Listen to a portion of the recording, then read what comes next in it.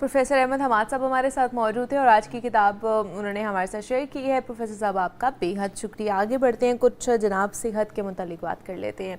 और आज हमने बात करनी है हमारे पित्ते के हवाले से कि पित्ता जो है वो हमारी बॉडी के अंदर क्या उसके फंक्शंस हैं, वो किस तरह काम करता है।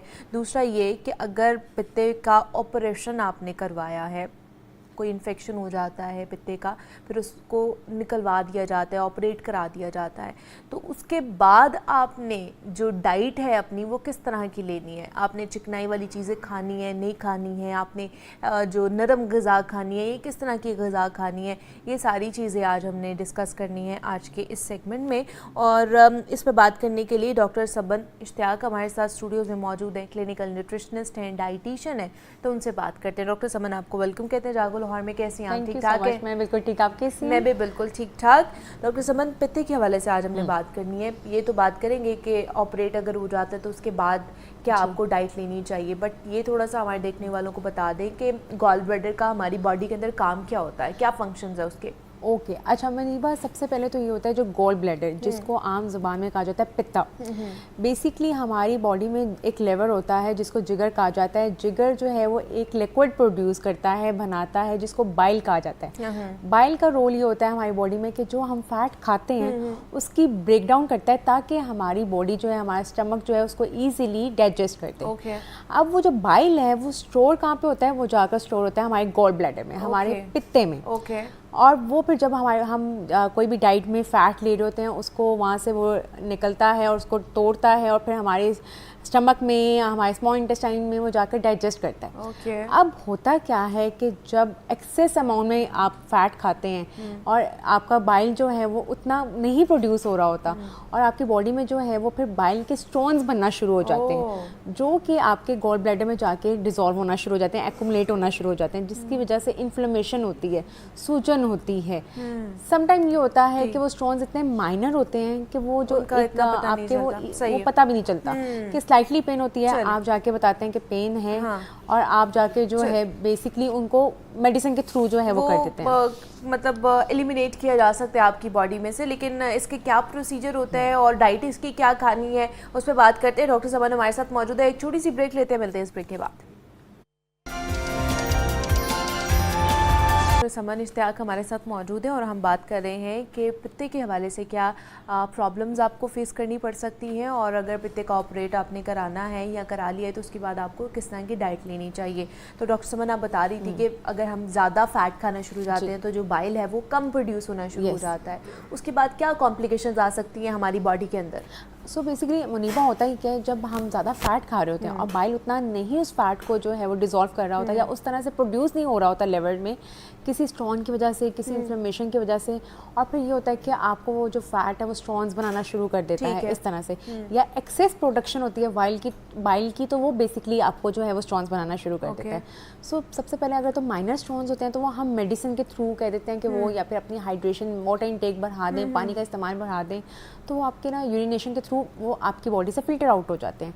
बट अगर वो स्टोन्स लार्जर साइज़ में हैं और वो आपको पेन कर रहे हैं, किसी चीज़ की ब्लॉकेज कर देते हैं किसी भी आपके उसमें ऑर्गन में जाके, सो फिर उसकी सर्जरी की जाती है। फिर ये होता है कि गॉल ब्लैडर, पित्ते को हम निकाल ही देते हैं। सो ये इसका प्रॉपर होता है कि एक तो कुछ होते हैं प्रोसीजर जो आजकल इतने टेक्नोलॉजी जो आ गई है वो मिनिमल इन्वेसिव होते हैं, कि आप लेप्रोस्कोपी करवाते हैं, उसके बाद आप लेपोटमी करवाते हैं, कॉलेसिस्टेक्टमी करवाते हैं, वो आपके छोटे छोटे कट लगते हैं और वो निकाल दिए जाते हैं स्टोन। बट अगर वही कि अगर तो स्टोन ज़्यादा होते हैं साइज़ में, तो फिर हम प्रॉपर सर्जरी करके उसको निकाल ही देते हैं गॉल ब्लैडर को। ओके, और उसके बाद कोई बॉडी के ऊपर उसका साइड इफेक्ट होता है अगर निकलवा दिया जाए? अच्छा मुनीबा, सबसे पहले ये होता है कि अब बाइल हमारा कहाँ पे जाके स्टोर होगा?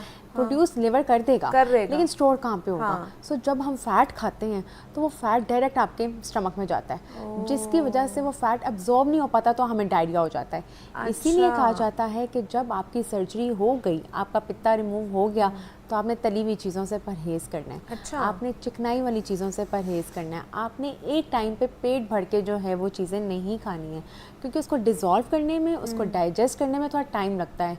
जो रोल पहले आपका जो है पित्ता कर रहा था, वो अब ऑब्वियसली वो तो निकाल दिया गया, तो डायरेक्ट जाएगा आपके स्टमक में, और वो जब डाइजेस्ट नहीं हो पाएगा प्रॉपर, सो वो हम कहते हैं कि सॉफ्ट लेस स्पाइसी चीज़ें, अच्छा। ऐसी चीज़ें खाएं जो आपको ट्रिगर ना करें डायरिया को। नहीं तो अगर जैसे खुदा ना खास्ता अगर आज किसी का ऑपरेट हुआ है तो उसको ऑपरेट के फ़ौरन बाद क्या खाना चाहिए? ऐसी ग़िज़ा कौन सी जो उसकी स्टमक पर भी भारी ना पड़े, उसकी बॉडी भी एक्सेप्ट कर ले उस चीज़ को?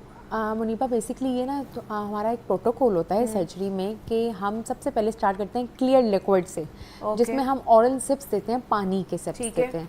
उसके बाद आप उन्हें करते हैं लिक्विड डाइट पे, जो कि ये आपका चाय या यखनी सूप ऐसी चीज़ें जो है वो, और फिर सॉफ्ट डाइट जैसे ये कस्टर्ड हो गया, दलिया हो गया, हाँ। राइस हो गए, कोई ऐसी चीज़ें लेस से लेस स्पाइसी, कस्टर्ड हो गया, ऐसी चीज़ें हम देते हैं। और दूध थोड़ा सा भी वो नहीं स्टार्ट में देते हैं, बस क्लियर लिक्विड देना शुरू करते हैं। उसके बाद अगर पेशेंट टॉलरेट कर लेता है, उसकी टॉलरेंस के बाद आप उसको रेगुलर डाइट पे लेकर जाते हैं, लेकिन वो टाइम लगता है कि आपने इसको 2 to 3 वीक्स आपने जो है पेशेंट को अंडर ऑब्जर्वेशन रखना होता है कि उनको कोई चीज़ें ट्रिगर तो नहीं कर रही हैं। अच्छा। क्योंकि या तो डायरिया होता है या कॉन्स्टिपेशन होती है। सो आपने जो जितनी भी तली हुई चीज़ें हैं, फ्राइड फूड आइटम्स हैं, स्पाइसी चीज़ें हैं, डीप फ्राई चीज़ें हैं, या ये जो हमारा रेड मीट होता है, बीफ हो गया, ऑर्गन मीट हो गया, मटन हो गया, ये चीज़ें थोड़ी सी हम कम कर देते हैं। अच्छा, ये कम खानी चाहिए? कम खानी चाहिए ऐसे लोगों को जिनका ऑपरेट हुआ है, गॉल ब्लैडर नहीं है उनकी बॉडी में।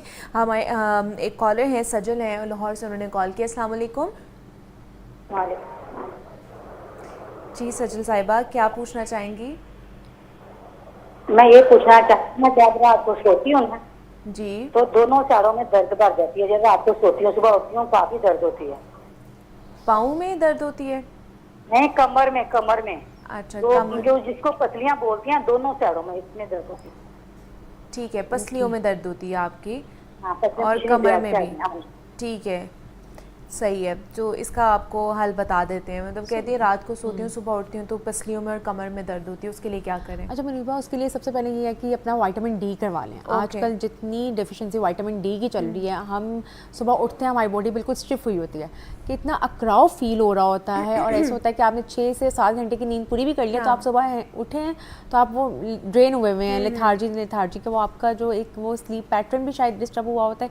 सो ये है कि सबसे पहले इनको विटामिन डी का टेस्ट करवाएं, कैल्शियम का करवाएं, उसमें देखेंगे उसकी कोई डेफिशिएंसी तो नहीं है। उसके साथ जो है वो फिर उसको कोई सप्लीमेंट्स होते हैं जैसे विटामिन डी के, तो आप वो ले सकते हैं दूध के साथ। अपना कैल्शियम का इंटेक वो इंक्रीज़ कर दें, नट्स सीड्स का इस्तेमाल कर दें, जिसको पंजीरी टाइप कहते हैं, वो डेली बेसिस पे लेना शुरू करें, ताकि इनका जो बोन स्ट्रक्चर है वो थोड़ा स्ट्रॉन्ग हो जाए। आजकल जैसे सर्दियाँ भी आ रही हैं तो धूप जो है ना विटामिन डी का एक बहुत अच्छा रिच सोर्स है।